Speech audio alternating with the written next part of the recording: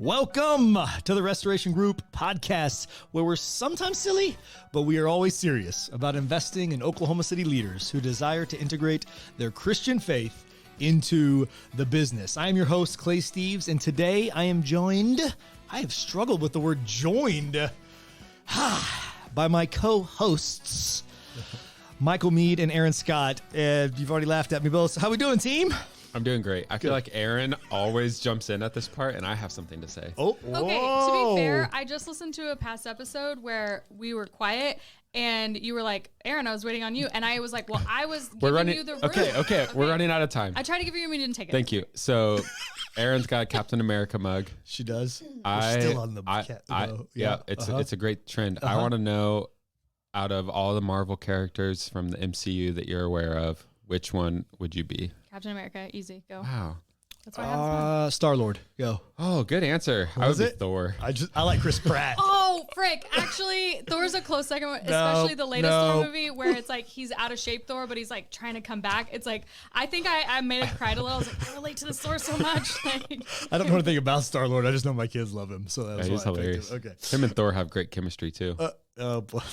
oh, look at that. There was Look at the two of counseling. you. There was counseling together before. Now there's this. All right. A lot going on. So today's episode for all of our viewers, over my right shoulder, right here, we have our nice People Over Profit sign. We are finally going to talk about People Over Profit. It has been there every single episode since the rebrand, but today that is the principle from our integrated business guide that we are going to talk about.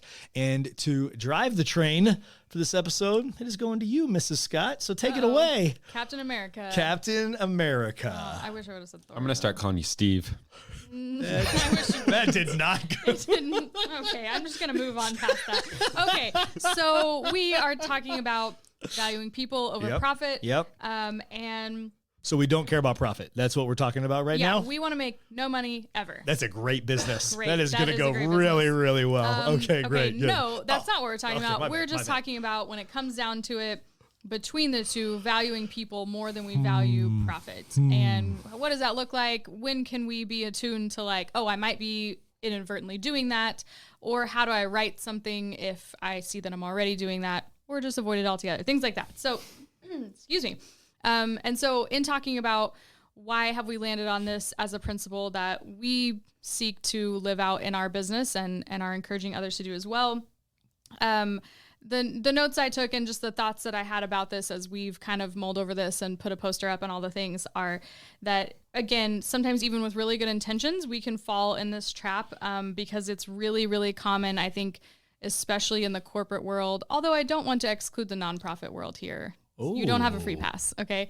But I think it's very common that even if you're a faith-centered organization, nonprofit or for-profit, that you can fall into this because the norm in our world is more, bigger, acquire more, do more, be in a hurry, take more ground, all of this stuff. Slay the dragon. Absolutely. Yep. There's like, trying to think of a t-shirt I recently saw that had some sort of pun with slay. But anyway, but yes, that's the cultural norm. And especially when you get into the business world where you're talking about gaining or losing money or acquiring or not acquiring things, I think it can be really easy, even with good intentions, to fall into this. But when I read the Bible, when I look at Jesus's life, it does not reflect that. Jesus, in fact, he reflects the opposite of, he's got less connection to material things. He lives a slower paced life. I think last episode we even talked a little bit about Jesus embracing like interruptions, and it doesn't have to be this rigid time, crunch for everything, that he's okay with interruptions. He embraces relational value over getting the things done and checking things off his to-do list. And he's really unconcerned with the norms of society. And so I put in short because if you know me or if you've listened to this podcast more than once, I usually have like a really long answer. And then it's like, okay, if I have to have a short answer, the short answer to why this is a principle we would cover is that because Jesus himself cared more about people than he cared about money. So setting the stage. Are we all there? Okay. Yeah. Excuse me.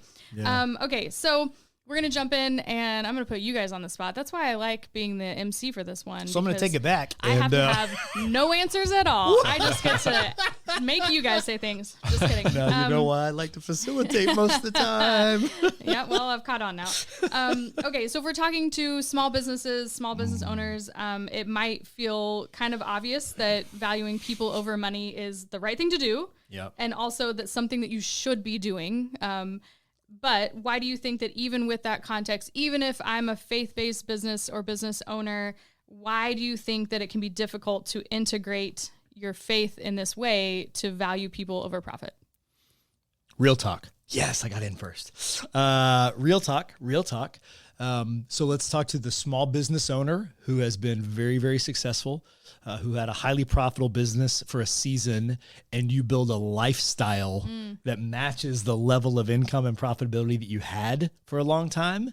And then business happens, right? Cycles. Yep. Maybe there's a worldwide pandemic. Maybe interest rates go out to the highest level at a faster pace than has ever happened in your lifetime. Maybe that's the reality that you run a business, and maybe it could be.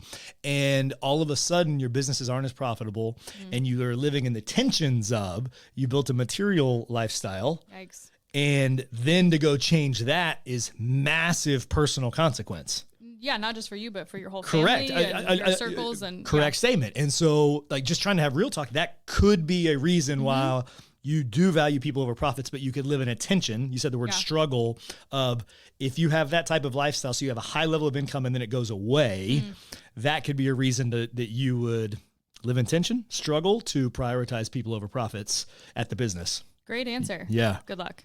I think I can top that. Competition accepted. Yeah. Well, and I think it's important to like acknowledge that for anyone listening, like we really believe no one here is a Scrooge that's just like trying to get profit. That's anyone listening to this podcast. That's just not who they are. And so I think that that's good, but also comes with the risk. And I feel like Clay is just eyeing me like, come on, top my answer. Are you going to do it? The risk is, so there is this principle psychology called the hedonic treadmill. And the concept, he just went on like there's this principle in psychology called what? Yeah, you needed a big word in yours. Yeah, hedonic did not make my list. It's the hedonic treadmill. If you're not familiar with the hedonic treadmill, I'll educate you. Essentially what it is if you make $70,000, your lifestyle is around $70,000. And if you get a 10% raise, so now you make $77,000, it is a relatively short period of time that your lifestyle has now met that new income level, and that becomes your new norm. So I'm saying the same thing that you're saying, Clay. I mean, and fancier way. I'm not trying to be silly. That's the risk is that you start your business. It's just you. You're scrappy. You're scrappy. Yep. You are still in business, which means that you are successful and effective. Yep. And so maybe what you could afford to take home year one in business is 70. 3 years in, maybe you're taking 250, 300. Every step along the way, without deliberate intentionality, your lifestyle is creeping up with your income. Yes. And so you have to swim against the current because we all do that. It's not just business owners, employees that get raises.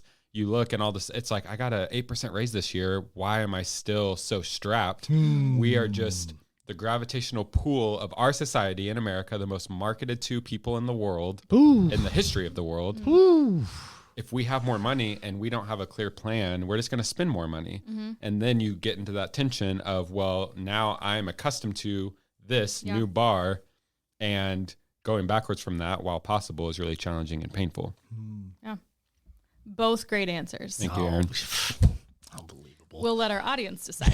Just kidding. Please don't comment about who's we don't need that. So talk to me about making a tough decision as a business leader, business owner, where you want to value people over profit. You really have the desire to do that, but your business has to make layoffs. And I mean, what does that look like when it's like, well, I want to value people. So is laying people off, is that inherently not valuing them? Like, how do you manage that tension? Or you want your employees to feel cared for and known and appreciate where they're at or maybe the season they're in, but you have someone that's underperforming and they need to be put on a performance plan. Yeah. So talk to me about how both can exist, or can they? I definitely think they can coexist. One of the themes we talk about a lot is balancing performance and dignity. And so, we're a for-profit business. So I know you mentioned nonprofit. I'm going to stick in the for-profit world for a second, just because that's where we're at. If we're not profitable, we cannot continue to operate as a business. Mm-hmm. And so we want to continue to serve the marketplace because we think the value we provide to the market is a net positive for the people we get to serve, not only for the employees that can count on payroll being met because of our business's financial success. That matters. So that performance is really important. But then you have the people side of it, which is the dignity side.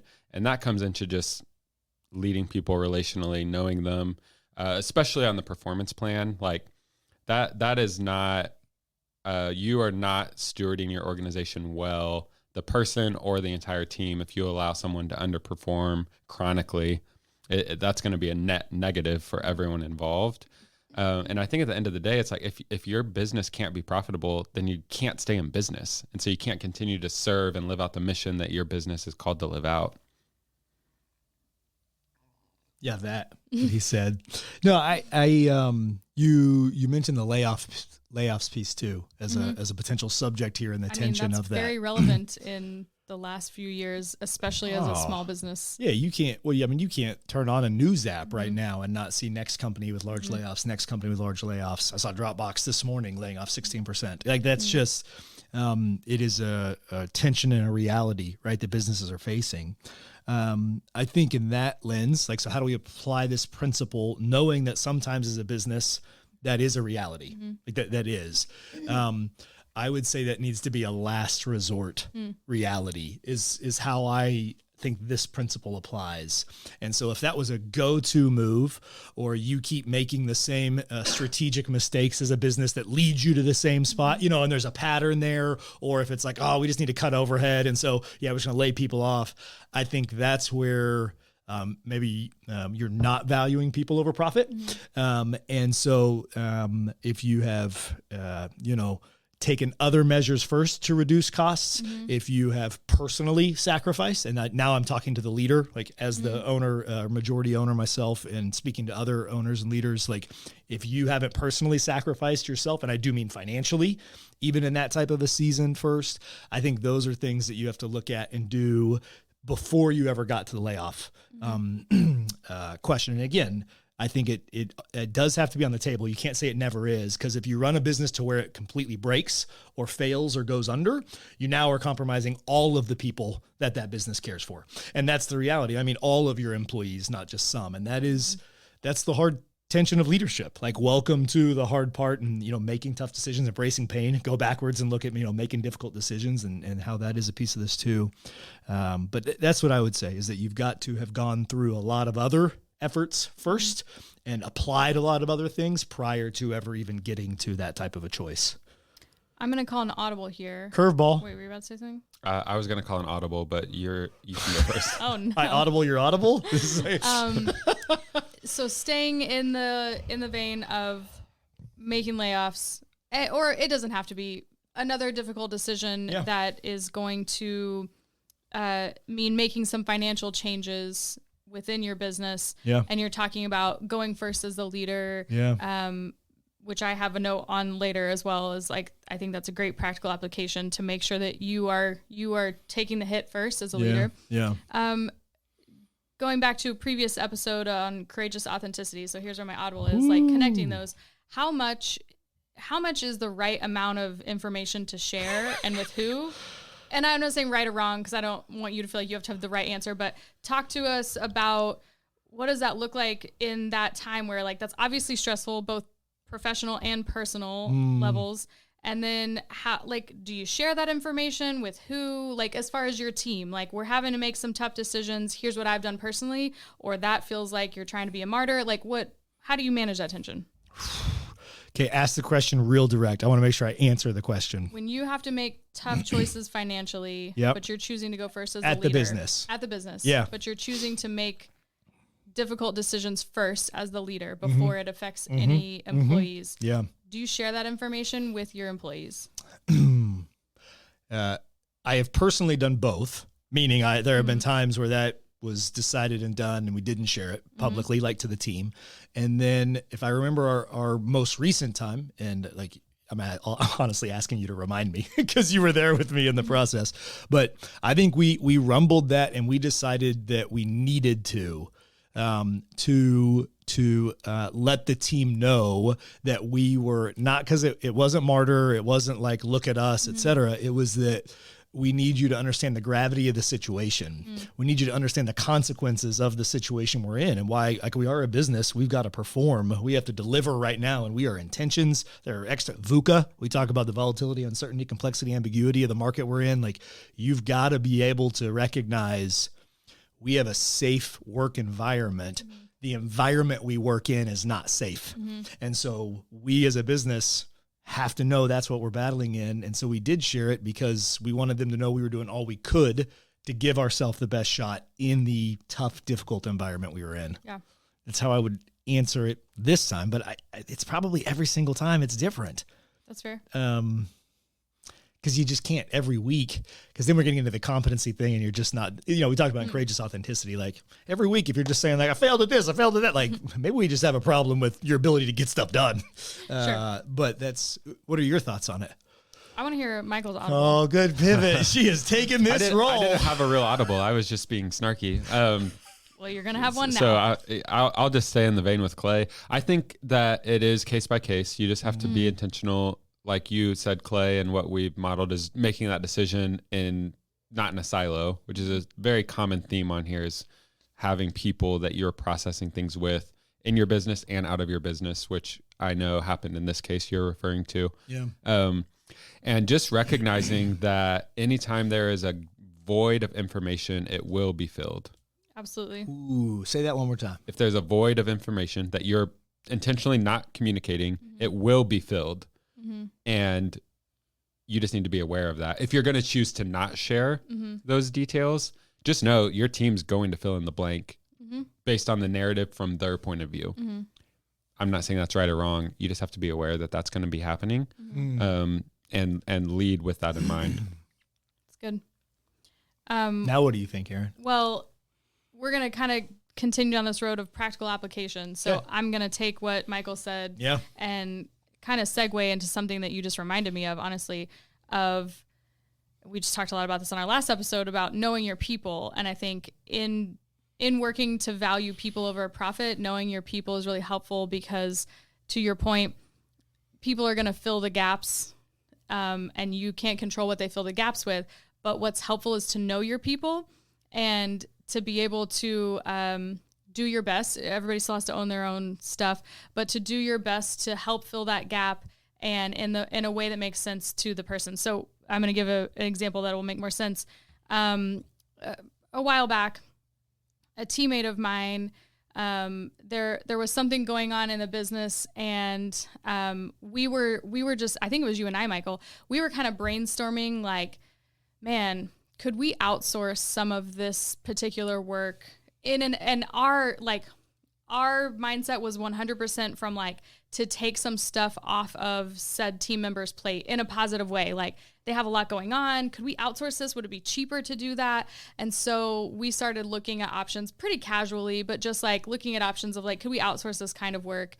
And the team member because we asked this team member to be a part of the like, hey, can you help us research like some outsourcing of that thing? Thinking this will be something exciting to her because it means less work for her. And that was really tough for her. And I give her all the credit because she had the courage to come to me and talk to me about it separately. But what I didn't know at the time was that she had past work experiences and like multiple, and it was kind of a thing in this type of industry that she used to work in where it was pretty common that right before you would get laid off, they started looking at outsourcing your work.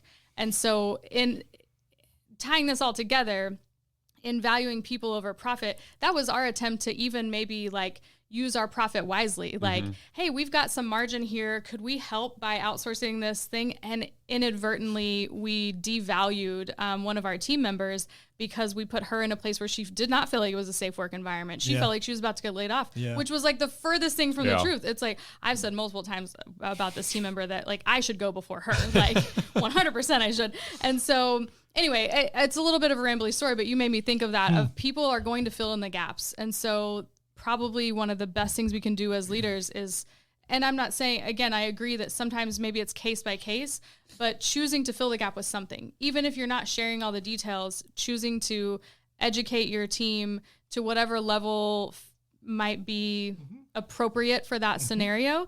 And again, consulting outside people to maybe determine what is the appropriate level of information to share. Because if I share nothing, people are they're still hearing something. They're hearing something by your silence, and they're going to fill in whatever maybe their particular experiences have been. And in this team member's case, it was like, oh, that means I'm about to get laid off. And it's like, oh, that could.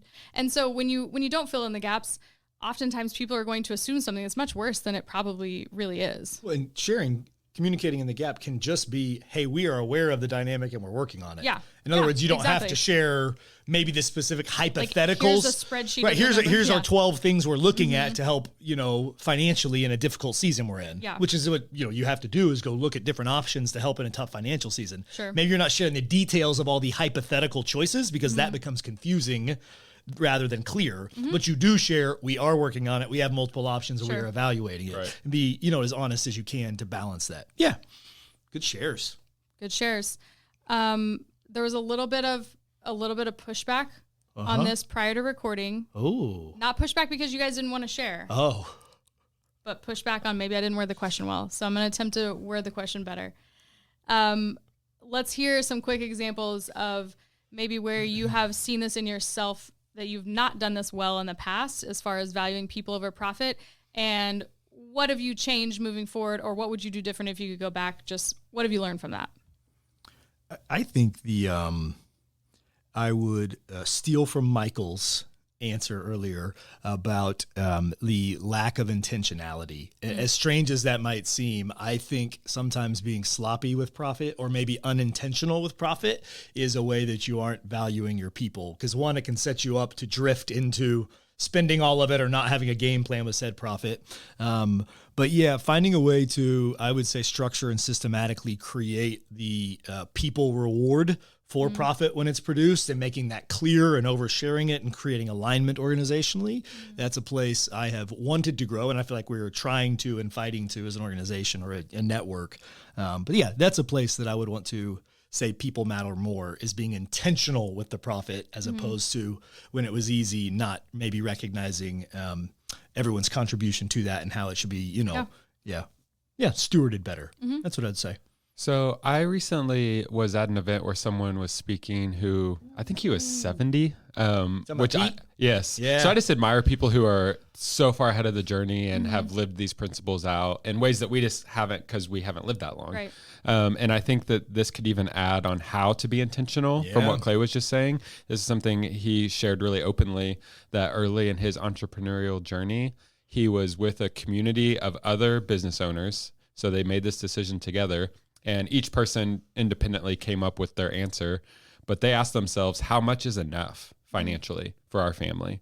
And let's set a lifestyle limit and then submit to that and live way beneath our means so that with the excess, we can distribute that to our team, because any success we have is impossible without our team. Yeah. So there's different bonuses you can do or profit structure, reinvesting that profit into kingdom projects. And we talked about the hedonic treadmill. That is how you fight that. Right. Is by saying proactively. This bar, and I'm intentionally not even going to say an example number because that's not the point. Right. That's something you decide. Clay, you have 5 kids. I have 1 kid. Our numbers should be different, right? One shirt, you all share it. Right. True. So everyone's life circumstance is different, but pick a lifestyle number that's enough for your family. And it should hint, if you're running a business, it should probably be less than what you are capable of taking home. So don't let that decide for you. Sure. and then do it in community so that you can have accountability that you're actually going to submit and follow through with that. Really so that would be like how to be more intentional. And Pete, I don't know how to say his last name. Oakes. Pete Oakes. That didn't seem like a tough last name. It's spelled weird. It's spelled weird. Sure it is. Sure it is. Spelled weird. Yeah. Thank you. O-A-K-S. I was going to say ox. It's spelled weird. It's not spelled like that. Sure. Anyways, I really, that's really good. I was challenged when I listened to him share that as something I'd like to adopt and apply just personally in my life. I like that. What about things like benefits? How do you see this principle applying to benefits in the work culture? I asked the questions here. This is the Aaron Scott podcast. Absolutely. No, I mean, all joking aside, that is a way that you can make a very intentional, thoughtful decision as a business to do something that to the rest of the world or to other business leaders may not make sense, because maybe you're choosing to take the hit as a business in order to provide a certain level of benefits to your employees. And maybe that's specific benefits like vision, health, things like that. Or maybe it's the benefit of a certain type of working environment, flexibility in your work schedule. Why are you smiling and laughing? Because you said, what do you mean? Like I wasn't going to expound on it. I'm just taking back the facilitation mic. Like I'm usually short on words or something. But yeah, I absolutely think that you can make a conscious decision to do that. And that's something that I don't know that you always have to display to everyone like, hey guys, the business decided to lose this much money so that you could go see the doctor.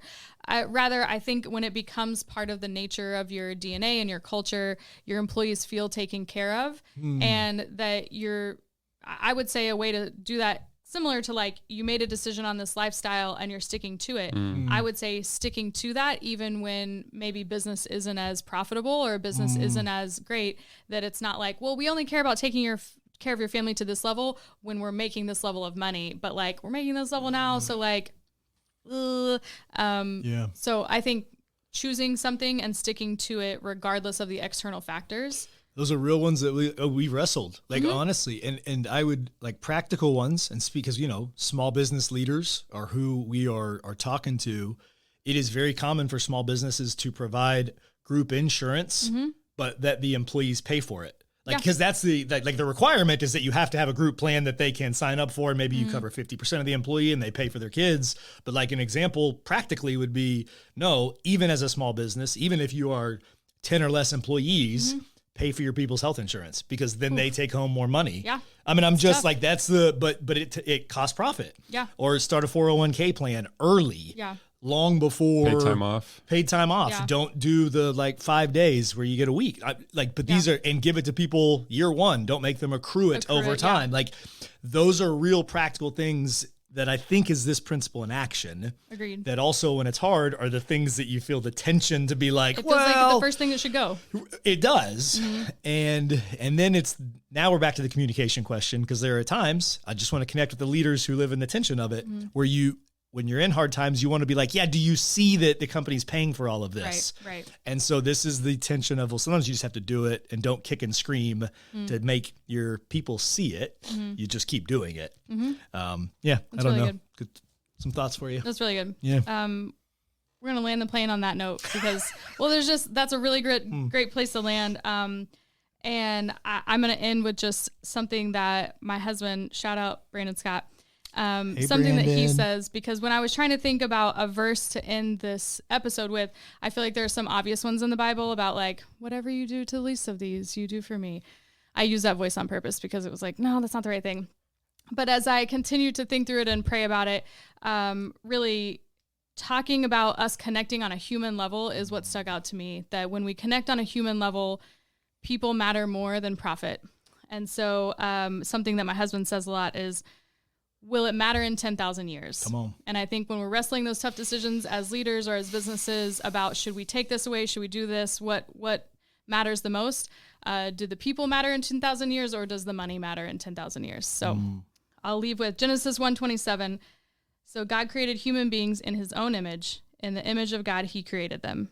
And that's not just us, but that's everyone we're working with who will continue to matter in 10,000 years. That's it. That's it. Until next week, choose life. Thanks for tuning into our show. If you want to learn more about how you can integrate your faith into your business, download our integrated business guide for free by clicking the link in the show notes below. Thanks again for joining us, and we'll see you next time.